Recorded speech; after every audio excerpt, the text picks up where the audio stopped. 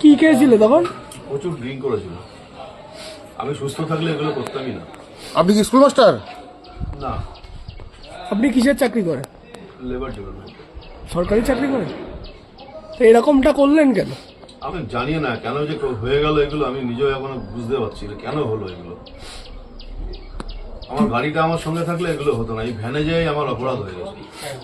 আপনি তো পুলিশকেও এবং হলো প্রশাসনকেও তো কিস্তি গালাগালি মেরেছে। আমি কি করেছি স্যার আমার কিচ্ছু মনে নেই। মেয়েটিকেও অনেক বাজে বাজে কথা বলেছে। আমি কি করেছি আমি নিজেও জানি না। অনুপ বিশ্বাস। দাঁড়ান। আপনি কিসের চাকরি করেন? লেবার ডিপার্টমেন্টে। না, হাওড়াতে।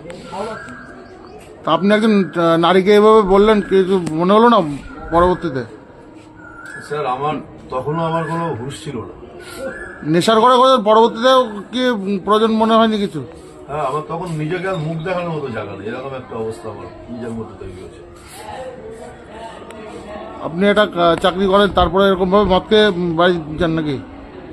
না, আমি করি না, আমার এরকম কোনোদিন হয় না। এই যেটা ঘটনাটা ঘটেছে আমার জীবনে কোনোদিন এরকম হয়নি। কি নাম বলেছিল মেয়েটারে? তা জানি না, হ্যাঁ, তা বলতে পারবো না।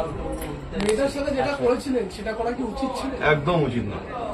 আমি যদি সুস্থ থাকতাম এগুলো করতে পারতাম না। এখন কি মনে হচ্ছে নিজে?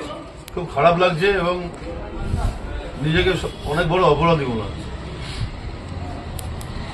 যেগুলো আমার পক্ষে সম্ভব না সেগুলোই হয়েছে আমার।